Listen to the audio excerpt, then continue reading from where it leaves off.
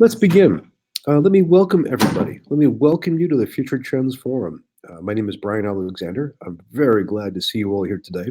We have an unusual forum. This is an experiment, what I'm very much looking forward to. Now, a word about this week's forum. I asked you to reflect on the forum and what it meant to you and what you liked about it and what we should do with it. And one of the responses came back that you were interested in a few different experiments we could perform. Today is one of those experiments. We're trying a new thing out. It's a panel discussion where the panelists get to reflect on current events, looking into them to see what they tell us about the future of education. So our panelists are going to be myself and Maria Anderson, who I'll introduce in just a sec. So I want you to think about this as an experiment. First of all, in order to participate, just throw us ideas and questions, things you want us to look at, news stories, current event stories, things that just happened that you think might indicate something about the future of education. And we'll respond. And then also think about how does this work? What do you think about this as a form? Is this something that we should be doing more of, or how should we do it? Now, let me introduce my co-panelist, the very, very splendid Maria Anderson. So if you don't know her, Maria is a math professor of incredible skill. She's also an entrepreneur who founded the excellent course redesign program, Coursetune. She's also a futurist and just one of the most brilliant people I know. I'm also fond of buttering her up massively before something is about to happen. Seriously, she's a terrific person and a former guest on the forum. I'm really delighted that she could make it here. Welcome, Maria. Thank you. Thank you for having me. Oh, it's an absolute pleasure. Just for the few people who have the misfortune of not knowing you already, let me just ask you quickly, what are you working on for 2020? What are you looking at? Are you going to be, taking Coursetune to new heights? What's going on? Yeah, so we are always iterating on the platform and improving it to help folks. We've had kind of a vision for Coursetune since the beginning of what it could eventually be. And one of our visions is that we are creating a backbone, so to speak, for learning information, right? And that's something that's really missing from most systems. And so we're creating that backbone. And so then the next question is, well, once your school actually has that backbone, once you understand the architecture of your learning, in the same way that you understand your student information system and your payroll systems, once you understand your information for learning, you know how it all interconnects. There are some natural things you'd want to build next on top of that. So we'll start exploring those in the next year, I imagine. Some exciting things to come. Excellent. Friends, if you haven't used it, I definitely recommend checking it out. In my work at Georgetown, a bunch of students and faculty have really been enjoying Coursetune. So that's my plug for Coursetune. That's my plug for Maria. Appreciate it. Let's get started. So again, we haven't done this before. This is brand new. And Maria and I very carefully did not outline a detailed minute-by-minute plan. We're going to look at some individual news stories, and we're going to press them to see what they tell us about the future of higher education. So what I'd like to do, Maria, tell me if this is okay, is for you and I each to pick one story and riff on it. Then let's open it up to the whole crowd and see what news stories would you like to hear Brian and Maria riff on. Oh yeah, please share some news stories. It's been hard to pay attention to education news with everything else going on in the news the last week or two. This is the dedicated futurists have to do it. Yeah. So I'll raise one to begin with. It's not mine. Go ahead. This is one about China. Okay. So the news story, there's a recent report from Inside Higher Ed saying that the number of Chinese students at some colleges and universities is starting to go down. Yeah. Applicants as well as currently enrolled students. And the reasons are interesting. The reasons were given geopolitical tensions in the United States, and also the fact that Chinese demography means that we are seeing fewer and fewer 18-year-olds. So that's starting to take hold. I'm wondering, why don't you start? What do you make of this? What does this tell us about the future of education? So very interestingly, I was at a talk from Colin Powell last night, and he talked about this issue. Really? And he said that when 9/11 happened and they started to shut down refugee status in the United States and immigration, they got colleges across the country calling Homeland Security and saying, "Hey, do you know how many Chinese students we have in the United States and that they all pay full tuition, right?" Yeah. And he said, what's interesting about that is that having such a large presence of students in the United States actually protects the United States to some extent from this idea that there'll ever be an escalation to war between China and the United States, because we have some of their precious resources here, right? And that the fact that we are no longer able to have as many of those students, both from fear on the side of parents in China about having their kids be here and possible aggressions that might happen. Other countries stepped into that void when the United States became very hesitant to take foreign students. And Right. Australia, New Zealand, England all stepped up their efforts to serve those students. Yeah, And so now it's, even though we may be more open to having them again, there's a lot more choice than there used to be. And they may prefer a school closer to home than, this far away. And so we are actually, is my video fuzzy? Somebody just said my video is fuzzy. There's a little bit of okay, but I'm not like one of the fuzzy people. I would never say that. Okay. So anyways, so long and the short of it is that we actually may be making ourselves a little less stable by having less students. So it's not only that, it's an impact on our schools to not have these foreign students attending and paying full tuition, and actually supplying a lot of our STEM fields with graduate students that we can't home grow, right? But it's also possibly leading to a little bit of destabilization and safety. I thought that was a really interesting perspective. That is. Where was this? So we have a speaker series in Salt Lake called the Wasatch Speaker Series. Oh. And they bring in about 8 speakers a year. And it's like an old school lecture of an hour in length, and then 60 minutes of Q&A where the audience has submitted questions. Well, let me know if you need a new speaker for that. I think it's out of both of our leagues. Not yet. Maria, that's a great response. Bringing the national security angle to this news story. I would just add to that again, the hype on the financial aspect, that American universities, a good number, depend on Chinese students, both undergraduate and graduate students, for financial purposes, but also in terms of you could think of it as somewhere between globalization and diversity. That's it's a powerful thing to have as many different national perspectives as possible represented on the campus. So good. That's a great response. And by the way, welcome to people who have just signed in. So hello, Hope. Hello, Elliot, Ricardo, Michael, Ophelia, Peter, Eric, Vanessa, Lisa, Robert. A whole bunch of you just piled in, which is great. Roxanne, Suzanne, so good to see you. Well, what's your story? What's your news story that you want us to discuss? Well, I was kind of curious what you thought about California approving payments to student athletes, and what you think is going to become of that. Well, that's a great question. And it's funny. I mean, as futurists, we always have our comfort zones, and we have our blind spots. And it's really important not to rely too much on our comfort zones and to really push hard our blind spots. And for me, athletics is a blind spot. I don't follow professional athletes, and I have a hard time with student athletics. So for me, this is what I've been researching and trying to dig into. So with that caveat, I think it's possible that we're seeing a nationwide revolt against the NCAA. We're seeing a lot of admiration and love for student athletes. And this connects with rising economic anxiety in general, as well as anxiety about students with student debt and the cost of higher education. And so we should be seeing more states push for this kind of thing, and eventually the NCAA to have some kind of response. Either they'll go to war against this, or they'll carve out some kind of exception to some degree, will be student athlete likeness and so on. I do think it's interesting. This connects with another trend, which is the rising anxiety about football injuries. I mean, not so much from tennis or golf or from basketball.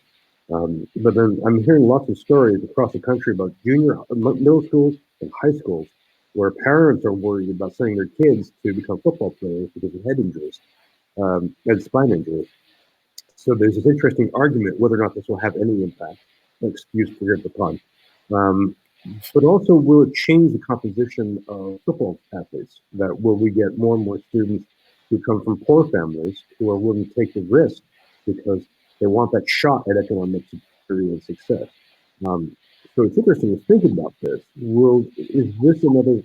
How will this intersect this decision to allow students to monetize their careers? So it may be that if it's harder to attract student athletes to play football in particular, will colleges and/or the NCAA feel a little incentive to let them make some more money along the way? I'm very curious about that. Um, I mean, there's other things going on here, but also at a political level, this is another sign of California being a major player in American politics. I mean, it's a huge state, it's an influential state, it's a rich state, and all that. But over the past few years, it's really been stepping up with laws about climate change, laws about net neutrality. So it's really interesting to see it throw its weight around that way. Yeah.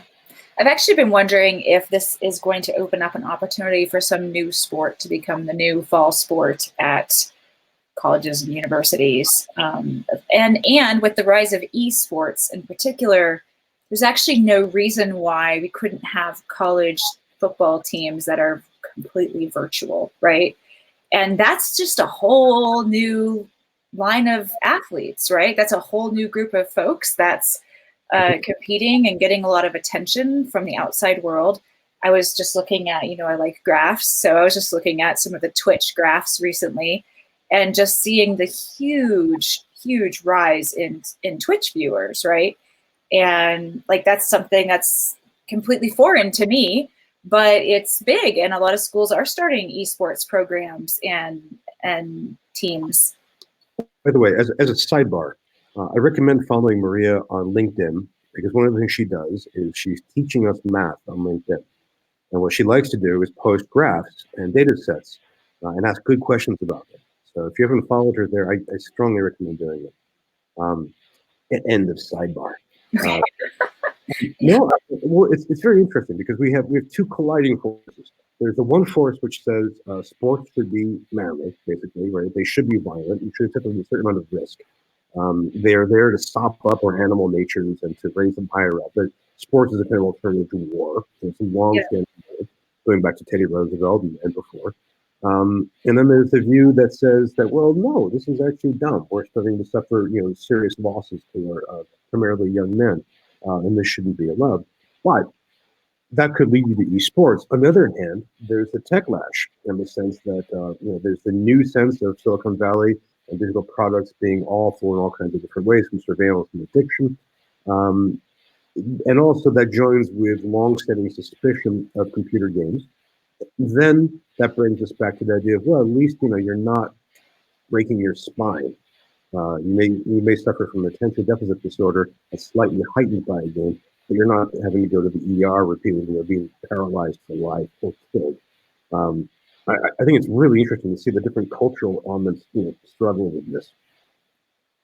Yeah, well, I mean, I'm really happy to see that California came forward and saying that student athletes should be paid, because it is such exploitation to expect a student to basically work every hour they're not studying for the university and have no extra income to rely on for anything at college, right? And that's where so many of these scandals have come from, as students who can't afford to go to college, who are getting a scholarship for the tuition and being cared for by the team, but they have no spending money, right? They can't work a job and they're not getting paid for the job they do. And then the coaches, oh my gosh, the salaries of these coaches could, fund half the adjuncts becoming full-time and pay all the athletes, right? And that's just such an income inequality. I just am always stunned when I hear the differences in salaries at schools. But it's interesting, and we can press this out a little further if we follow that line. That this is one of the ways that Americans expect or celebrate income inequality. that we may be upset at bankers for their salaries, but we don't complain about athletes or media stars for their salaries. It may be, it's an interesting way that we acculturate the escalation of income inequality. That we value it. I mean, it's the old American dream, and we see that they've won this. They've succeeded, and they do so by offering something that we value, be it athletic prowess or media skills. I think actually JJ's right. I may have said that they were going to allow student athletes to be paid, but I think they're going to allow them to do endorsement deals. That's the narrower, very precise version. And the endorsements are. Yeah, but I'm hoping it opens up the actual, like, why can't you just pay a student athlete for working for the school? Because that is what they're doing. And they put in so many hours that their school suffers from the hours they work. So as long as that's going to happen, they should be paid.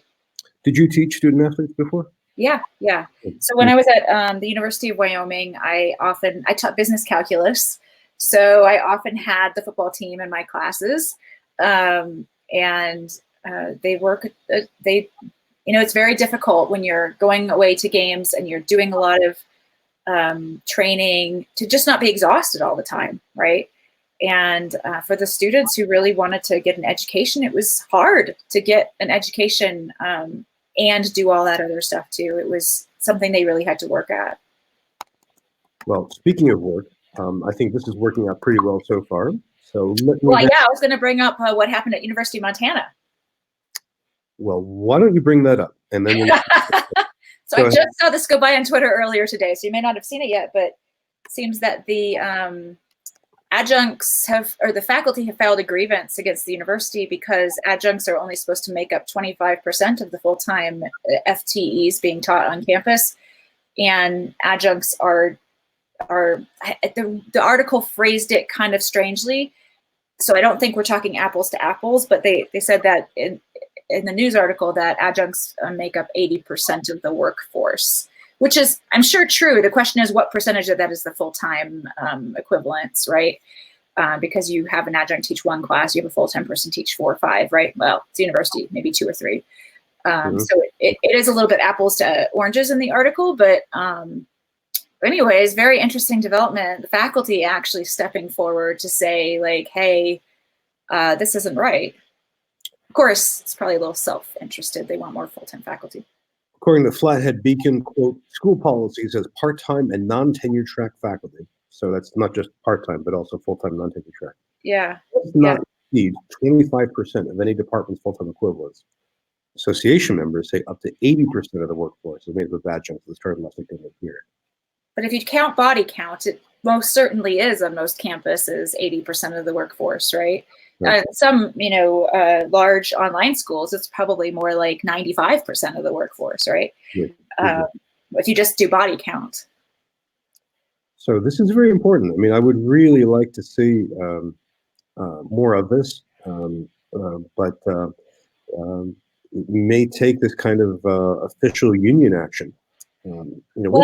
I had actually had some high hopes about the new California law about whether Uber drivers and Lyft drivers or anybody in the gig economy is considered an employee or not.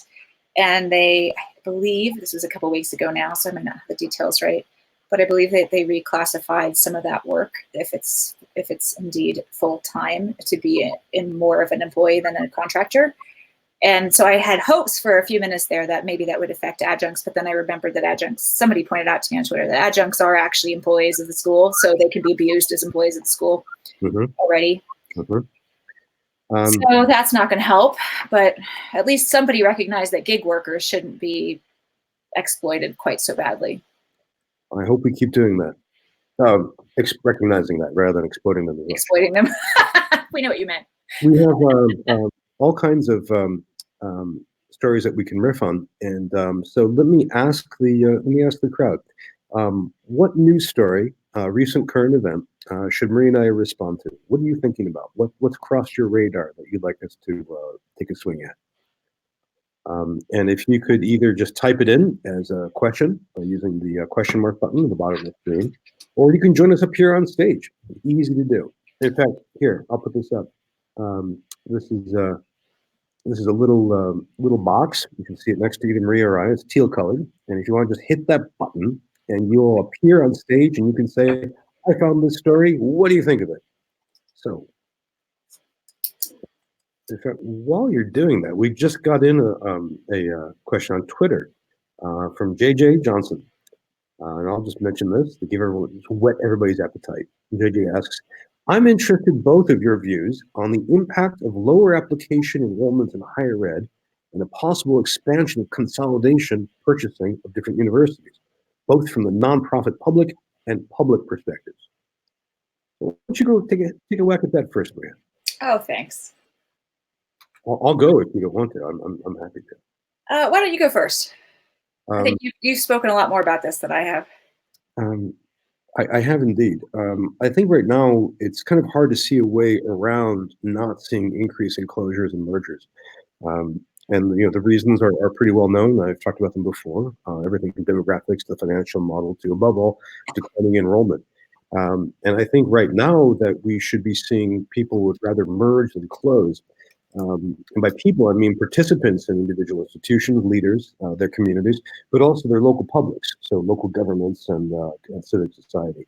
The difficulty is that mergers are very difficult to pull off, and for a lot of reasons. One is people are afraid of losing their identity and they're in a new organization, but also at least one of the partners is often in financial distress. And it's hard to incentivize that kind of acquisition with that kind of problem and that kind of challenge. I think also we should see state governments pushing more for more cross-campus integration, either up to the point of merger or halfway up there. I'm thinking about Alaska as one extreme, if unusual example, but also wouldn't be surprised to see that in the states that are suffering from enrollment declines, such as the Midwest and the Northeast. Maria, we have a different question that just came in. Should we go to that, or do you want to take a whack at JJ's? Let's go to that. I have another one too. I'm going to bring up if we don't get more. Excellent, excellent. So this is from the awesome Vanessa Vale, and let me just put this on the screen so you all can see it. She asked us to address climate crisis, sustainability, and housing, just for starters. All right, I'll start with that one. All right. I've actually been doing quite a bit of thinking about this one. I think that this is one of those cases where if you do like a SWOT analysis on things, clearly climate change is not good for us. But for colleges in particular, there may be some opportunities here in that I think there are going to be a lot of new careers that open up as people migrate in the world because of climate change. So if you can imagine resettling whole populations of people from the coast in Florida, or from an island that disappears underwater, or situations like that, we have certainly a lot of physical land space in the United States. If we had an administration that was amenable to any kind of immigrants, but even just if we have to relocate our own population, how do you resettle people? How do you take care of how do you take care of the properties that have been destroyed on the coast? Do you leave them? Do you clean them up? Do you try to rehabilitate them to get more plants to hold the sand and things like that? But even just dealing with the people, resettling a lot of people is not an easy task. And so counselors and staff to support the resettling of populations into new places might be something that ends up happening. And, I've been thinking a lot about rural communities in particular. We talk a lot about how in the farm states, there's a lot of these tiny towns that have almost no population anymore. But they have houses, right? They have buildings. They have the infrastructure to support a new population, right? And so who would go in and rehabilitate that stuff? Who would handle buying properties to put people into? We can't house the entire migrating population in tent cities all over the country. So how can we put our existing infrastructure to work in a way that makes it appropriate? I think that's where colleges could essentially step in and start to create certificates programs to retrain some populations to do resettlement specialists. Exactly. And so I've written some scenarios about curriculum and jobs that might arise because of some of this. And I do think that that's going to happen, and colleges that are on the ball can take some of their existing curriculum and repackage it in a way that kind of serves this new group of people. And maybe even, retrains them. Like I've been thinking about what happens to the population of truck drivers, for example, when we have automated trucks on the road, right? That population of drivers, like so many of them were already retrained when the factory jobs started to close down, right? And so you had these people who were used to these very high-paying factory jobs. They took a huge pay cut to become truck drivers, and a lot of the community colleges stepped forward and made sure that they got the training to do it and to fill the void there. What happens if we create another void now, right? Now what do you do with somebody who's already retrained twice? And maybe it is going to some of the areas where we need to rebuild, restructure, move people, mine the houses we're taking down for their resources and move it elsewhere, right? You already have a population that's somewhat used to being mobile and away from their families, so maybe that would work. Anyways, I don't like to just think of it as this horrible thing that's going to happen to us, because clearly you can go down a rabbit hole there. But maybe there is some opportunity there to really help people cope with it better. Vanessa, that's a great question. I'm really glad you raised that. If you want to go down a dark hole, the rabbit hole, the darkest one is a website project called the Dark Mountain, which is kind of the bleakest vision of climate change. I don't want to add anything to this because I just wrote all about this week on my blog about higher education and climate change. So please go to brianalexander.org and you can read more. What I would like to do is bring up on stage Ophelia, who just said that she has a question. So let me bring her up right now. Hello, Ophelia. Hello. Thanks, Brian. I just posted a link to the comment section to a tweet from Dr. Kate Marvell, who is at Columbia University and NASA, and a wonderful voice in the whole conversation around climate and what we need to do to act right now. And she notes in it, she says, "I'd be thrilled if science communication counted for as much as publication.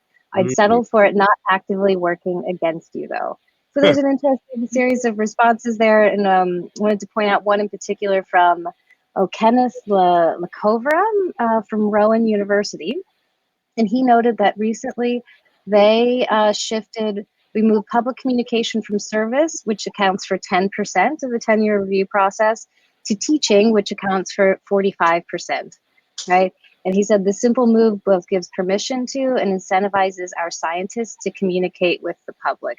So, very relevant to the climate conversation around science right now. I think it's certainly something that could be applicable in all fields of practice for folks, Brian, the work that you're doing in this conversation right here today, and in the countless other communities that you help organize both on and offline.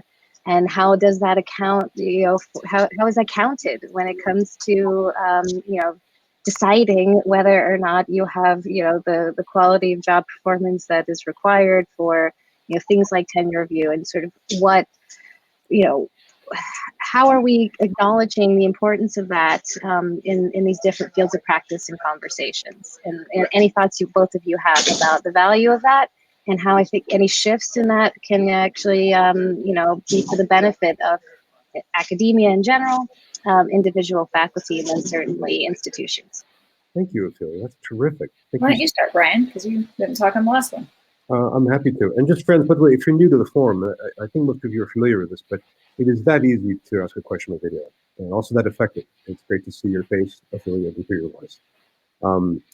I'd say right now we've had pressure on academia to support public intellectual work for about 30 years, and it hasn't gotten that far. In fact, what you have is academics going rogue by going online through websites or social media, setting up their own voices that way. I think climate change may put a breach in that wall. It may be that we really need to hear from scientists like Michael Mann and others, and not just climate scientists. We need people in finance to talk about what happens to macroeconomic flows and how can we pay for this. We need people in architecture who can tell us about what it means to have passive houses or low carbon buildings. We need people in urban studies who can talk about what we can do with a city on the coast. Should we abandon them, or how can we harden them to protect them against weather? We need people in all kinds of fields. We need fiction writers people in the emerging field of climate fiction or sci-fi, who can tell us stories, and people who can share those stories. I really think we're going to see a huge conversation begin to just keep going about this. That's my optimistic vision. Thank you for this. Maria, do you want to pounce on that or add more? I think that I think it's great that that somebody's counting, public discourse more towards graduation, or towards tenure. Thinking about two things at once, and certainly that helps, right? I think this is one of those places where tenure probably helps, because if you're going to speak about climate change publicly with any kind of opinion, you are not going to be a popular person, and you can expect your reputation to be attacked, right? Yeah. I think that some of this solution is making sure that it's not just scientists that can talk intelligently about climate change, that it's everybody who has an education that can talk intelligently about it. And I think that here is a great example of where MOOCs have actually kind of stepped forward in this. Begun offering little courses that you can take to become more knowledgeable yourself about what the data looks like, how it's interpreted, what are the potential effects, how are those effects discussed, are they likely, unlikely, etc. And I think the more people who do that, like, let's make it a movement that on your LinkedIn page, you should have a certificate that you have learned about climate change, right? Like, that's the kind of, like in the same way that, on Facebook, when there's a new Supreme Court ruling or something, everybody changes their profile to celebrate it. Maybe we need to start really celebrating knowledge in LinkedIn and places like that, where we say, I've done this program, have you? Right? Like, can you talk intelligently about this? Because I think that we have seen some movements that are starting to kind of work this way. So vaccination is one. I don't know if you've noticed all the social media posts lately from nurses around vaccination, and from people who've been converted to get their vaccination. And they talk about what they used to think, what they learned by reading some actual science about it. And now that they've got their shot, they post and they have their Band-Aid and they say, I did it. I got my shot. It's not for me. It's for my grandma. It's not for me. It's for my niece. It's not, and that's been, I think, I'm glad to see that happening. I think that's that's maybe how we spread knowledge again, right? Is through some peer pressure and some actual learning. So let's start a little movement. Everybody go get your climate science certificate from your favorite MOOC platform. I put one here from edX, but they certainly have them at Coursera and some other platforms as well. Go get yourself a certificate, post it on LinkedIn, ask your friends if they've done it. Let's maybe start something here. And maybe Brian, a future post that I'll keep an eye out for would be you talking about sort of maybe an ethical imperative or even obligation of universities to rethink, what their structures incentivize in terms of their faculty and other staff's ability to contribute to these conversations in such meaningful ways. Quite true. Quite true. I'm so glad you raised this, Ophelia. Thank you very much. Thank you very much. Thank you.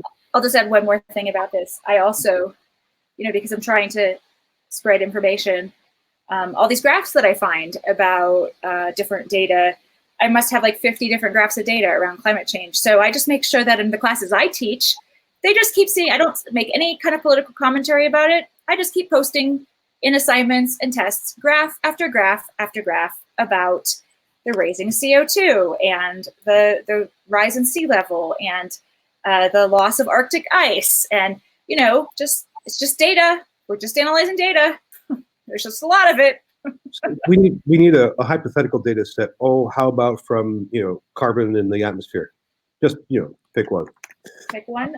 So the Mauna Loa Observatory in Hawaii, for example. Yeah. But if you go to I keep all these graphs, right? So if you go, I'll post the link down here. If you just go to Graphs in the World on Instagram, you can actually scroll through and see a whole bunch of different graphs that you could use. Some of them are, about climate change, and some of them are about all sorts of other stuff, right? But I just feel like we need to actually do a better job of, now I'm like getting on a soapbox of some kind here, but we need to do a better job about information literacy. I think in the news right now, we see data points, like just data points. Right. This is what's happening today. And you don't see the trend that got us there, right? And because you don't see the trend that got us there, everything seems kind of shocking or unbelievable. But if you see the whole trend, it's not. I mean, sometimes it is. We have clearly gotten ourselves into some sticky situations at this point. But so I'm trying to just help people understand the trends about everything, right? There are all sorts of interesting trends about, tech companies, about IPOs, about education. Shared a lot of the graphs around the growth in students from China, the loss in students from China, things like that, right? And speaking of which, we have a bunch of questions coming up. Okay, great. I'll get off my soapbox. No, it's a very fine soapbox. This is one from Robert McGuire, who asks us to consider this recent article called "The Culling of Higher Education." And he thought the title was misleading. This is an Inside Higher Ed piece about the number of colleges and universities declining. He was wondering what we thought about this. Have you seen this article? I don't think I've read that one. And from what I understand, we are losing some colleges, but other than like Corinthian and schools like that, they're mostly little colleges, right? I mean, some of you might be surprised to know the number of colleges we actually, let's have a guess without Googling. I would take a guess in the chat. How many colleges and universities do you think the United States actually has? Well, take a minute and put your best guess in here. And no Googling. Yeah, no Googling. We'll see what people say. Well, we have a wide disparity already.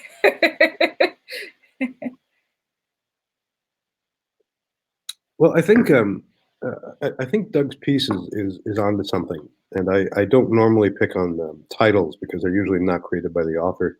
But I think this is a challenge that we have to figure out a way of either avoiding a decline in the number of academic institutions that we have. We have to figure out a way of organizing them so that the entire enterprise can be more sustainable. I mean, the biggest cut by far has been in just what Maria said, for-profits. The for-profit sector has been hemorrhaging for about 6 years. And then in some small colleges that are minor in different ways. That is, they may be minor in their mission, so they're narrow. A school for the arts or a religious school. It's about religion or about music. These are very narrow curricular slices. Or they are marginal financially, that they've always been very small and operating on a razor-thin budget or razor-thin margin. So I think in some ways those are the weak parts of the academic herd. In the meantime, we have other schools which have more solid foundations, but those foundations could be eroding as well. My take is that within 10 years, we could see a loss of several hundred colleges and universities through closures or through mergers. So the question, somebody asked a question, well, I tell you the answer. It actually kind of depends on who's counting it, right? But we use for like our pitch decks and stuff that there are about 4,000 in the United States. Yeah. But then you can break it. And I think the Chronicle of Higher Ed publishes an almanac every year, right? So you can look up the numbers there.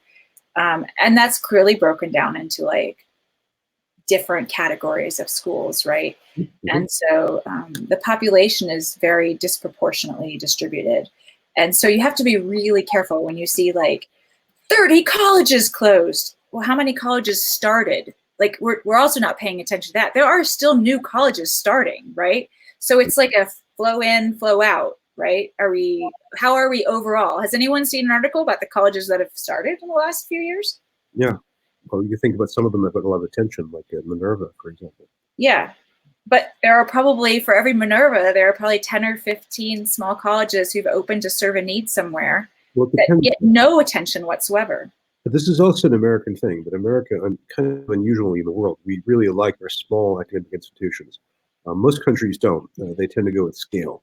I remember talking to an Australian university, and they were embarrassed that they only had 35,000 students. That was really small. Yeah. And there are all kinds of advantages for this. So one possibility, I mean, economies of scale primarily. So, you think one possibility for American higher education is that we stop having so many small institutions and that we either have more federated institutions where you have a big school with several components within, or we just move towards scale. But I think that there are some schools that do they really do serve a community that nobody else is serving. I heard about, what is it? There's a school in Arizona. Deep Springs? No, it's the one that does gunsmithing. Does anyone know which one that is? Sonora. I want to say it's like Desert Sonora or something like that. And they serve a population of students who wants to learn how to repair guns. And they have a lot of military, ex-military, and police force folks that want this skill. They want to, either get into the business of repairing guns or learn more about gun repair. And Institute. It's which one? The Sonoran Desert Institute. There you go, the Sonoran Desert Institute. Now, how many of you work at a school that offers a gunsmithing curriculum? Well, just down the block from them, apparently, is the Yavapai College, which also does. So yeah. There's some serious competition going on in the gunsmithing curriculum. Yeah, but I mean that's just an example of a niche that's like really unique. But does it have to be an individual college that does that? And why not? University of Arizona has a gunsmithing program.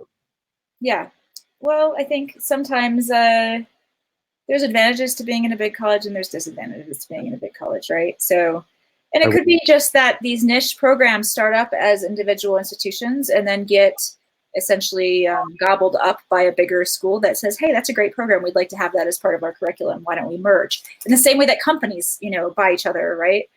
That could happen. Now, if it's kind of like in community colleges, we have this problem with measuring success because we transfer students, right? So if a college closes because it gets bought by another college, does that count as a college closing? Or how do we count that in the numbers? Speaking of which, we could see this. I think this is a good idea. I think these questions are great, and they're pushing us in a different directions. And I'm conscious of time, and I'll make sure everyone gets their question in. The questions have been popping up like wild. Here's another one. This just came up from Charles Finley at Northeastern, who asks, isn't there a better way to reduce travel to campuses by changing Monday, Wednesday, Friday, 15-minute class schedule, online, hybrid, etc.?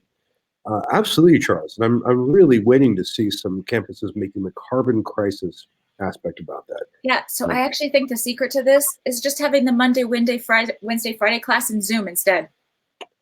So one thing is we go to wholly online, right? Yeah, but not online in the traditional sense of online. Online in the sense that you still come to class at the regular time.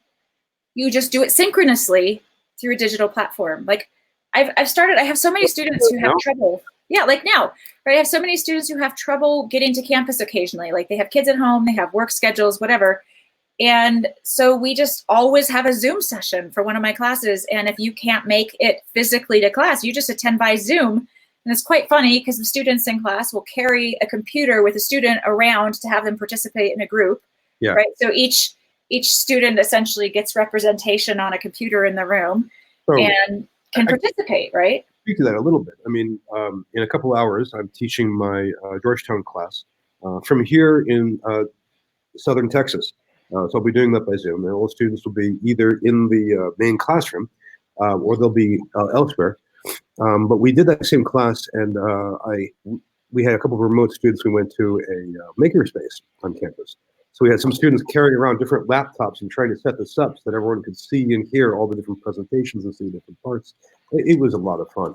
Well, you could even, the students who want to be on campus can be on campus, and the students who want to do it remotely can be remotely. But I think that's the answer. It's not moving everybody to a completely online asynchronous environment. You can still keep the discussion and everything that you would normally have. And I would actually argue that in some cases, the discussion is better in an online synchronous platform because there's a chat window and everybody can contribute an answer to a question like we did when I asked how many colleges there were in the United States, right?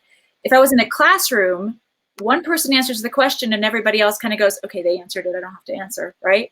It's the power of the back channel. Yeah, and so having this chat window to go with you in class is, I think, really valuable. I hold online math sessions and we do problems and we just hold the answers until enough people are done and then everybody answers at once and floods the chat and we see how everybody did, right?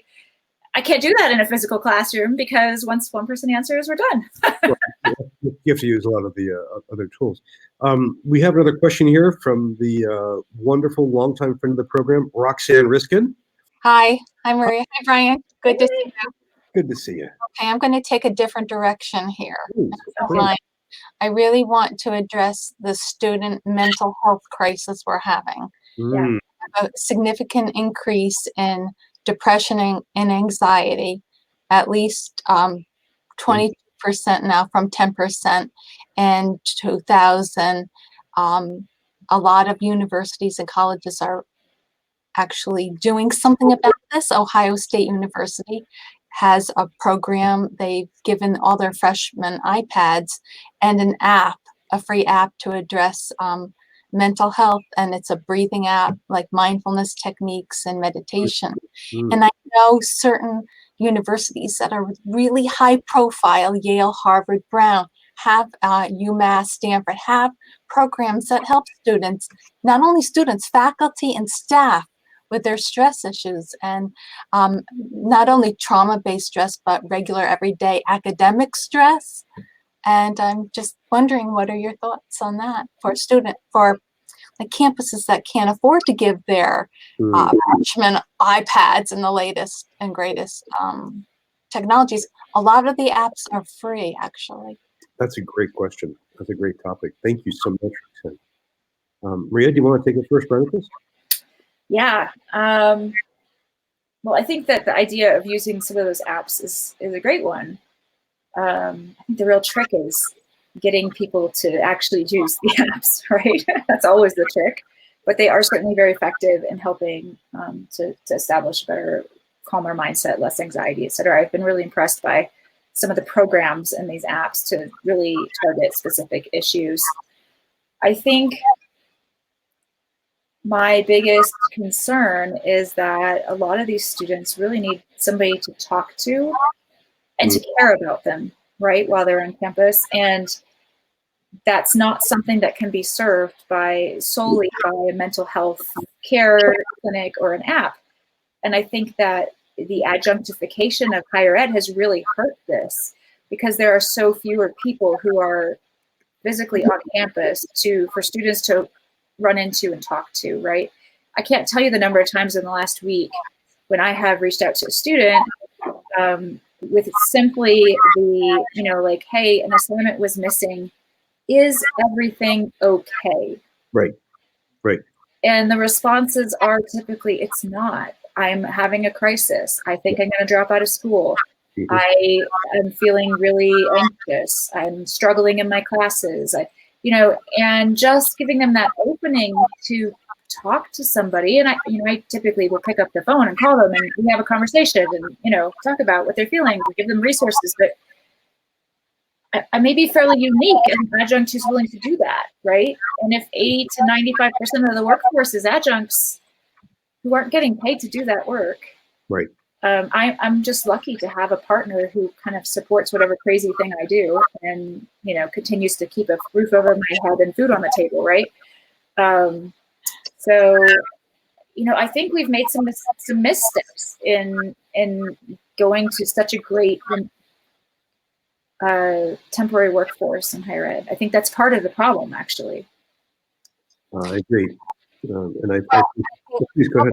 Sorry, Brian, I'm thinking about what you just talked about a few minutes ago with the climate change, not only addressing the adjunct issue and being accessible to your students, but dealing with older students returning to college, and in addition to the climate issues that are putting stress, the political issues that our students are facing on campus, and it's all snowballing into very high anxiety levels. And when students are anxious, if their professors aren't going to be available to them, they need some kind of program. They need support services besides you're only going to have 3 sessions available to you at your counselor at that university online. Maybe telecounseling, something like that. Some innovative process has to happen to help our students manage their anxiety. And if they're feeling it, I as professors are feeling it just as much. This is something that's likely to continue. Yeah, I think one of the things that few people think about, like I teach a 1-credit class for a college that's local. It meets on campus 1 day a week. It takes me 45 minutes to get there and 45 minutes to drive home. So I hold my office hour when I'm there, right? And none of that is paid except for the time I am physically there. I don't get paid for the gas. I don't get paid for the time, right? And so, I probably spend about, 3 hours a week on the phone with students who are having issues, right? That's unpaid, right? And maybe we should all just be willing to do the unpaid work, but is that really fair? Or isn't that just one more population of people we're exploiting in the United States to expect that is part of the job for which you are only getting paid $600 total after you pay for gas? It's not fair at all. Roxanne, thank you so much for this. We have Thanks so much. Question. It's good to see you. It's great to see you and to hear from you. We have one more question coming in from Jen Obando, and we bring her up on stage so she can join us with her question. Hello, Jen. You need to unmute yourself. The one I picked. Hi, can you hear me? Perfectly. Oh, great. So it's actually not a separate question. It's just a follow-up to the previous about mental health. So I work with graduate online programs, and I feel that this question around mental health has sort of put a spotlight on a lot of the maybe gaps that we have in student services. It's one of the questions that I raised when I first started here in my current position was, what are our responsibilities to provide mental health services to our online students in general? Undergrad or grad, right? It's such a difficult question to answer because of all the rules and licensure questions crossing state lines, depending on where our students are. And then, Maria's point as to, well, a lot of our workforce are adjuncts too, who are teaching distance courses, and what is their role? And then, going back to the other, like, oh, let's hold Zoom sessions and classes so that we can cut down on carbon emissions. Sounds like a great idea, but then what do you do with less face time with these students that do need to talk to somebody? It becomes so much more complicated, right? So I just wanted to know if you had any thoughts on mental health support services and the distance student. For grad students in particular, or for grad and undergrad? I think the pressures are mostly the same. I mean, sure, there are different kinds of stressors, but I think both we're seeing an increased usage in counseling services in both demographics. Thank you. I think it's a great topic to bring up, and I really appreciate you developing the previous point. Maria, do you want to say something, or should I go? I'm responding in the chat, so you better take this one. Multitasking. This is the 21st century.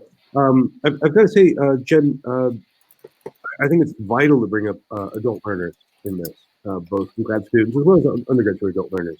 And the real problem of distance. What do you do when you are working that remotely? And you don't have someone like Maria that can drive 3 miles or 3 hours to get to you and spend time with you. I think in part this is where we're relying on data analytics in different ways, not as a whole complete solution, but as part of one. I think this is also one where we have to hire more people to do more of this work. So we need more mental health staff available on campus. And in the forum, we've had a few guests who have focused on that. It's great. The downside of this is that it's more expensive to run, takes administration, and if we're trying to cut costs, that's not a good way to do it.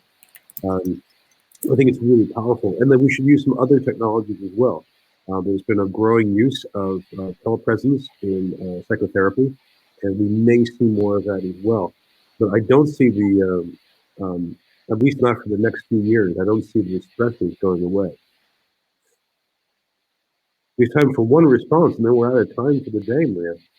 Well, I'll just add to that. I don't think it's just students who are experiencing heightened anxiety.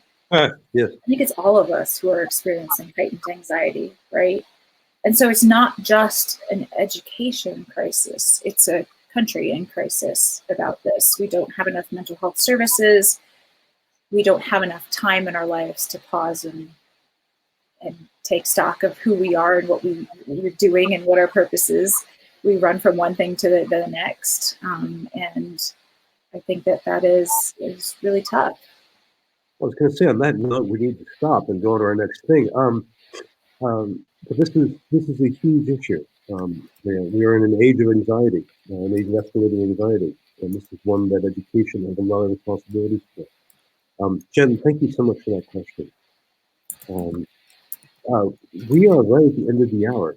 We have touched on a really interesting range of subjects, I think, all of which are very, very important for the future of education. Maria, I want to thank you for being up here and joining me and riffing on these current events. Do you have any last words before we go? No, it's been fun. Well, thank you for being here and making it fun. Before you all go, let me just point to next week. We have Casey Green's Campus Computing Project. If you don't know it, this is one of the great attempts to get data about how technology is really used in higher education. Every year, Casey does this report. It's incredibly useful and rigorous. There's a lot of longitudinal data in it. And he just, like yesterday, released this new report. So you get a chance to look at just how campuses are actually using digital technology. So join us next week for that. This session, Casey's session, all their sessions will be on YouTube. You can go to tinyurl.com/FTF archives to grab both of these back issues. If you want to keep talking about mental health, climate change, how to do identification, distance learning, and college sports, join us in social media. We have groups on Facebook and LinkedIn. We have a group on Slack. You can tweet us definitely as we go. In the meantime, thank you for participating in today's experiment. And this is really a lot of fun. It's very illuminating. It's very useful. Until next time, I'll see you all online. Bye-bye. Check out the chat, Brian.